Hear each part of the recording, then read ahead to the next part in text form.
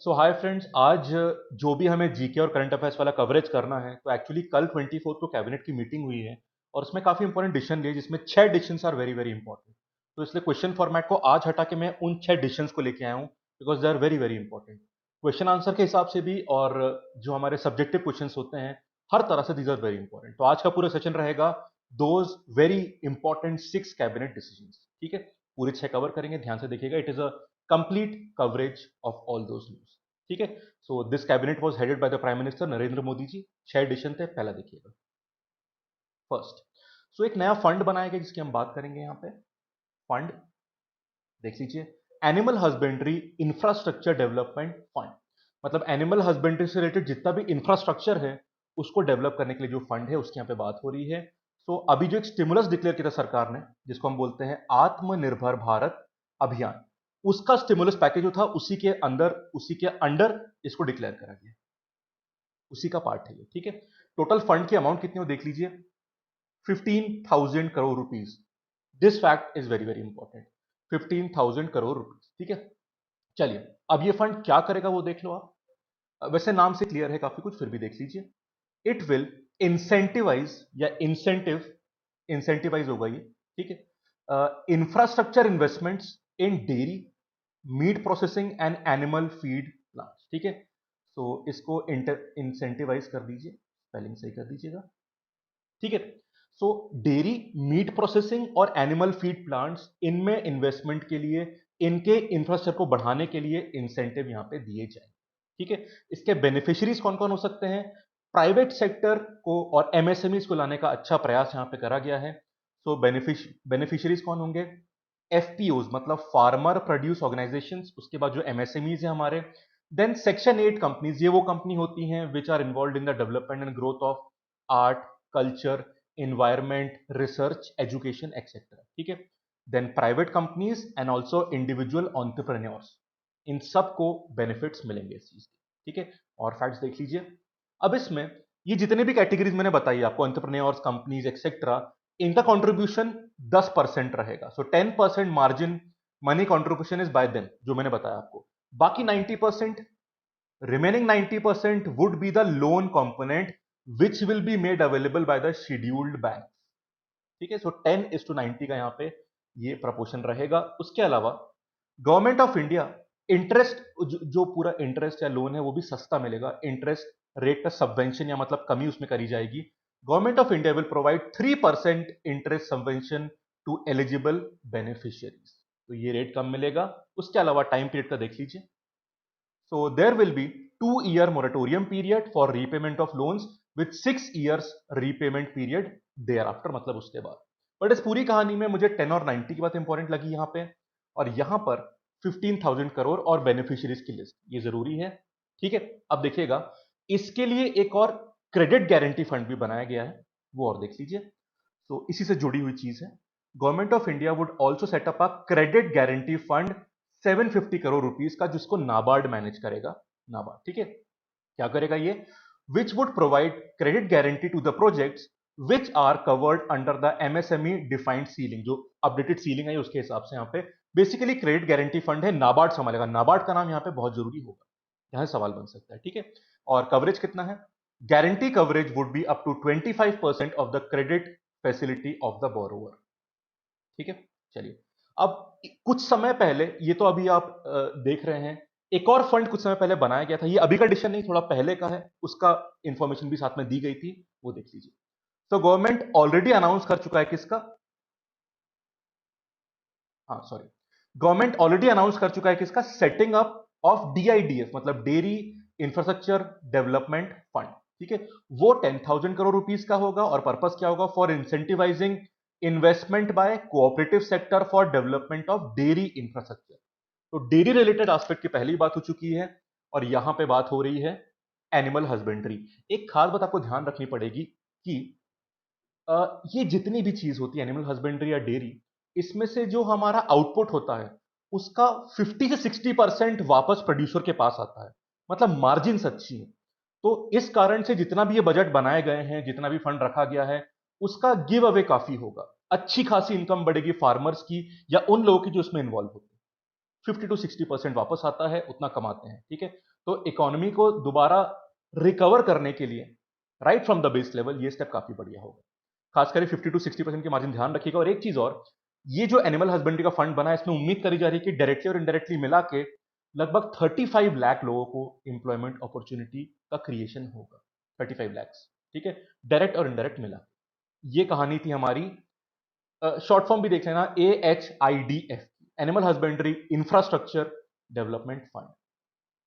तो जो एक इंफ्रास्ट्रक्चर वाली कैटेगरी होती है ना, उसमें आप ये भी लिख सकते हैं, इंफ्रास्ट्रक्चर सिर्फ रोड और बिल्डिंग्स नहीं होती, it is also related to the animal husbandry. अच्छा पॉइंट बनेगा इसमें एसेज में, क्वेश्चन में, या जीडीपी या वैट वगैरह। गुड पॉइंट, ठीक है। चलो, कुशीनगर एयरपोर्ट। कुशीनगर एक उत्तर प्रदेश में, आप जानते हैं, बहुत माना हुआ एक बुद्धिस्ट पिलग्रिमेज साइट है, बहुत मान्यता है। उस एयरपोर्ट को इंटरनेशनल एयरपोर्ट डिक्लेयर कर दिया है, इसका डिसीजन सरकार ने ले लिया है। So declaration of Kushinagar airport in UP as an international airport. अब क्या खासियत है जगह की वो देख लीजिए। Important Buddhist pilgrimage sites where Gautam Buddha attend Mahaparinirvana. तो बहुत मान्यता इस जगह की है, बहुत पिलग्रिम्स आते हैं इंडिया से भी, नेबरिंग कंट्रीज से भी, और वर्ल्ड ओवर से, ठीक है। So Buddhist pilgrimage from all over the world come here for the pilgrimage. ये काफी फायदा पहुंचेगा। कुछ फैक्ट्स देख लीजिए। लोकेशन पे मैंने बात करी, आप नेपाल बाउंड्री के, यूपी में है पर नेपाल बाउंड्री के पास में, लोकेशन आप यहाँ पे देख सकते हैं, कुशीनगर, ठीक। जूम आउट करके जो लोकेशन यहां बनती है, क्लियर। अब एक खास बात देखिएगा, ये बहुत इंटीग्रेटेड फायदे होने वाले हैं। देखिए, बहुत नाम है कुशीनगर का बुद्धिस्ट रिलीजन में, आसपास भी काफी जगह है जिससे इंडिया और नेपाल को मिला के एक बहुत इंपॉर्टेंट बुद्धिस्ट सर्कल या सर्किट बनता है। उस पूरे सर्किट को फायदा पहुंचेगा। कौन कौन सी जगह है पास में? श्रावस्ती 238 किलोमीटर, कपिलवस्तु 190 किलोमीटर और लुम्बिनी 199 किलोमीटर। इन सारी जगह को भी फायदा पहुंचेगा, ठीक। और ये पूरा सर्किट मैंने बताई दिया आपको, इंडिया और नेपाल को मिला के बनता है। इंटरनेशनल, इंडिया से तो बहुत लोग आते ही हैं, इंटरनेशनली भी कहां कहां से लोग ज्यादा आते हैं? थाईलैंड, कंबोडिया, जापान, बर्मा और श्रीलंका से भी काफी लोग, ठीक है। और क्या फायदा होगा? टूरिस्ट को आसानी होगी, उनको कम ट्रैवल करना पड़ेगा, उन्हें कॉम्पिटिटिव प्राइजेस मिलेंगी, टूरिज्म को फायदा होगा, लोकल एरिया डेवलपमेंट होगा, एयर ट्रैवल बढ़ेगा, तो फायदा टूरिस्ट को भी है, टूरिज्म सेक्टर भी डेवलप होगा, इकोनॉमी रिकवर होगी, लोगों को एम्प्लॉयमेंट मिलेगा, और एरिया का भी डेवलपमेंट यहाँ पे होगा। तो सबके लिए फायदेमंद सी ये बात है, ठीक।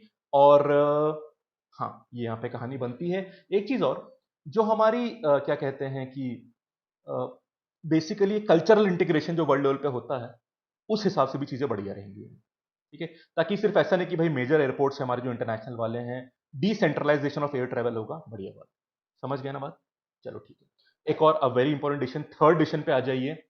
एक बहुत important oil and gas project है श्वे, जो म्यांमार में है। म्यांमार मतलब जो हमारा अरुणाचल प्रदेश वगैरह नॉर्थ ईस्ट के स्टेट है, उसके बाद जो पहली कंट्री शुरू होती है वो होती है म्यांमार, ठीक है। और एक बात ध्यान रखिएगा, जो एशियान ग्रुप है, association of south east Asian Nations, उसमें पहली कंट्री वेस्ट से म्यांमार, मतलब म्यांमार से ईस्ट की तरफ सारी कंट्रीज है, ठीक है। और हम लोग कहां पे आते हैं? इंडिया, इंडिया, बांग्लादेश एक्सेट्रा, हम लोग साउथ एशिया में। और हमारे जस्ट ईस्ट से म्यांमार शुरू होता है, वो साउथ ईस्ट एशिया में। हम लोग साउथ एशिया में है, ये साउथ ईस्ट एशिया में। तो हमारी जो एक्ट ईस्ट पॉलिसी है, उसके लिए बहुत बढ़िया डिसीजन लिया है। श्वे oil and gas project Myanmar में है, इसमें और एक्सप्लोरेशन और डेवलपमेंट के लिए फंड दिया गया है। काम पहले से चल रहा है यहाँ पे, क्योंकि नया प्रोजेक्ट नहीं है, पहले से काम चल रहा है, और उस पर एक फर्दर डिसीजन आया है। ये काम मेनली कर रहा है OVL. What is OVL? ONGC Videsh limited. मतलब ओएनजीसी के जो इंडिया के बाहर के एक्सप्लोरेशन ग्राउंड से जो बिडिंग करते हैं, वहां पे जो काम है वो ओवीएल संभालता है, ओएनजीसी विदेश लिमिटेड, ओवीएल, ठीक है। Now OVL has been associated with exploration and development of Shwe gas project in Myanmar, 2002 से एसोसिएशन है, ठीक है। एक्चुअली सिर्फ OVL नहीं करती, मल्टीपल कंट्रीज की कंपनी का कोलैबोरेशन है, कंसोर्टियम है। तो कौन सी कंट्रीज देख लीजिए, it is a consortium of companies from south Korea, India and Myanmar. India में OVL के अलावा गेल कंपनी ने भी, gas authority of India limited ने भी को इन्वेस्ट किया इस प्रोजेक्ट में। अभी 31 मार्च 2019, 31 मार्च 2019 तक इस प्रोजेक्ट में OVL इतना पैसा इन्वेस्ट कर चुका था, 722 मिलियन US डॉलर। अगर इस पर रुपीज में कन्वर्ट करूं तो 3,949 करोड़ रुपीस के आसपास का है, पूरा हिसाब बनता है। अभी तक काफी इन्वेस्टमेंट हो चुका है, ये इन्वेस्टमेंट और आगे हो पाएगा, उसी की परमिशन यहां मिली है, वो देख लीजिए, ठीक है। अब बैकग्राउंड की मैं बात करूं तो पहला जो पहले गैस निकलना शुरू होता है इसमें, तो first gas from this project was received in July 2013, जब डेवलप होकर गैस का एक्सट्रैक्शन चालू हुआ था, और पॉजिटिव कैश फ्लो जनरेट होना शुरू हुआ था 2014 और 15 वाले फाइनेंशियल ईयर से। ठीक है, अब डिसीजन जो लिया गया, अभी ये बैकग्राउंड समझ गए, अभी का डिसीजन देख लो आप। The cabinet committee on economic affairs has approve additional investment. खबर ये है अभी की, एडिशनल इन्वेस्टमेंट कितना इन्वेस्टमेंट, 121.27 यूएस डॉलर, रुपए में कन्वर्ट करने पर लगभग 909 करोड़ रुपीस के आसपास। ठीक है, इतना मिलियन में बोला है, मतलब रुपीस में 909 करोड़ हो जाएगा, by ONGC Videsh limited towards further development of Shwe oil and gas project in Myanmar. इस प्रोजेक्ट के जो A1 और A3 ब्लॉक है ना, इनको फर्दर डेवलप करने के लिए ये नया इन्वेस्टमेंट की बात चल रही है, ऑल्दो है उसको फर्दर डेवलपमेंट की बात चल रही है। समझ गए? और क्या फायदा होगा, हमारी एनर्जी नीड्स के लिए भी अच्छा है, उसके बैलेंस के लिए भी अच्छा है, एक नया सोर्स मिल रहा है हमको पावर का, और उसके अलावा जो हमारी एक्ट ईस्ट पॉलिसी है उसके हिसाब से भी बहुत इंपॉर्टेंट पॉइंट है जो आपको बोलना चाहिए। ज्योग्राफी के लिए भी जरूरी है कि भाई वो सिंपल पूछेगा शो प्रोजेक्ट कहां पे, म्यांमार, कंट्री का नाम पूछ सकता है। ठीक है, फोर्थ, मुद्रा स्कीम आप जानते हैं क्या होती है। ठीक है, प्रधानमंत्री मुद्रा योजना, उसमें जो, अब उसमें 3 कैटेगरी होती है, पहले ध्यान रखिएगा। शिशु कैटेगरी, ठीक है, शिशु, फिर किशोर कैटेगरी और तरुण कैटेगरी। शिशु कैटेगरी में जहां पे अप टू 50,000 रुपीज का लोन मिलता है, फिर जब लोन की अमाउंट 50,000 रुपीज से बढ़ के 5 लाख रुपीज है, इसे किशोर बोलते हैं। और अगर लोन की अमाउंट 5 लाख से 10 लाख तक जाती है तो फिर तरुण बोलते हैं। जो अनाउंसमेंट अभी हुआ है वो शिशु कैटेगरी के लिए हुआ है, ये ध्यान रखना। ठीक है, now cabinet has approved a scheme for interest subvention, interest come, interest में राहत देने वाली खबर है। 2% का सबवेंशन रहेगा for a period of 12 months to all the Shishu loan accounts under the Pradhan Mantri Mudra योजना टू द एलिजिबल बोरोवर्स। ठीक है, चलिए और खबर देख लीजिए। एलिजिबिलिटी क्राइटेरिया क्या है, it should be outstanding loan as on 31st 2020 but it should not be a NPA as per the categorization by the RBI. Outstanding होना चाहिए पर एनपीए कैटेगरी में नहीं होना चाहिए। ठीक है, तभी ये हम इस फैसिलिटी या इंटरेस्ट सबवेंशन को अवेल कर पाएंगे। और एक चीज और देख लीजिए, इस पूरी स्कीम का जो लगभग बजट बनेगा 1542 करोड़ रुपीस का। ठीक है, और इसको इंप्लीमेंट कौन करेगा स्कीम को, SIDBI, small industries development bank of India, और 12 महीने के लिए ऑपरेशन में रहेगी। समझ गए? पर कैटेगरी शिशु वाली रहेगी यहां पे, ये हमको ध्यान रखना पड़ेगा।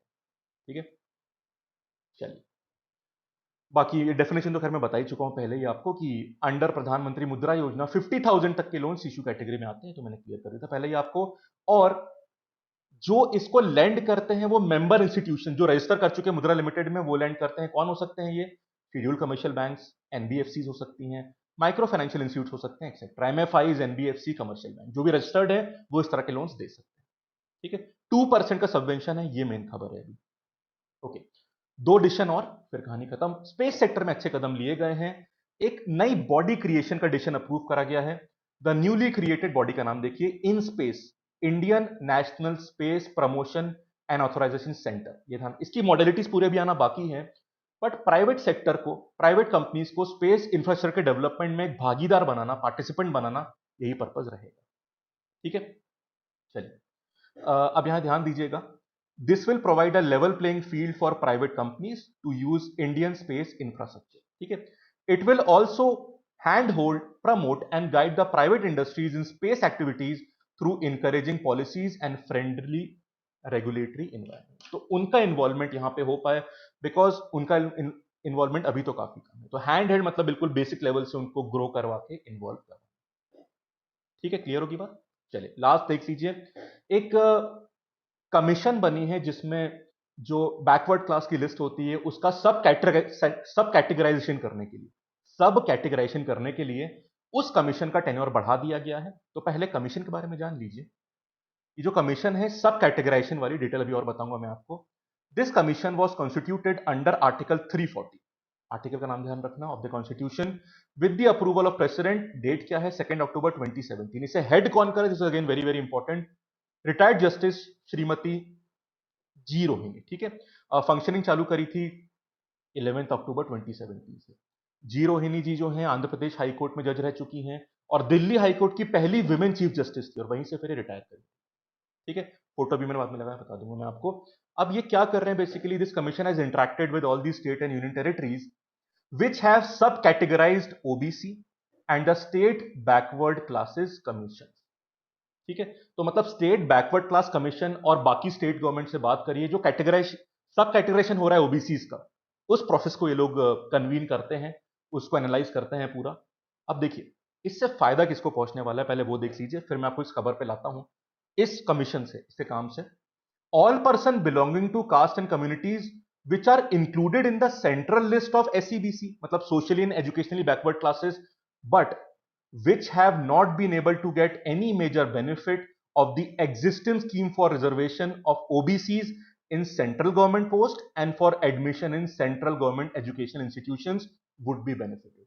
मतलब ऐसे लोग जो SEBC social and economy backward classes की सेंट्रल लिस्ट में तो है, but job reservation central government और जो इंस्टीट्यूशन है सेंट्रल गवर्नमेंट के, उनमें एडमिशन के लिए उनको कोई मेजर फायदा नहीं पहुंचा, उनको फायदा पहुंचने की चांस है इस सब कैटेगराइजेशन से। और उसके बारे में डिसीजन क्या लिया गया, वो डिसीजन देख लो। अब मैं, ये तो बैकग्राउंड होगी। Cabinet has approved the extension of the term of this commission to examine the issue of sub categorisation of other backward classes. Extension 6 महीने का मिला है, ये आप देख सकते हैं, 31 जनवरी 2020। और रोहिणी जी का फोटो देख सकते हैं, first women chief justice of Delhi high court, उससे पहले आंध्र प्रदेश हाईकोर्ट में जज थी हैं और दिल्ली हाईकोर्ट के चीफ जस्टिस की तरह इन्होंने रिटायर किया, अभी इस कमीशन को हेड कर रही हैं। इंपॉर्टेंट नाम है, एग्जाम में आ सकता है। ठीक है फ्रेंड्स, तो ये पूरी कहानी थी हमारे 6 इंपॉर्टेंट कैबिनेट डिसीजंस की, they are very very important. जो और सवाल बने आज के, वो मैं कल वाले वीडियो में सारे इंक्लूड कर लूंगा, वो खबर छूटेंगी, पर आज के लिए खबर बहुत इंपॉर्टेंट थी। ठीक है फ्रेंड्स, चलिए वीडियो पूरा देखने के लिए थैंक यू, लाइक कर देना और कमेंट जरूर करना। Have a nice day.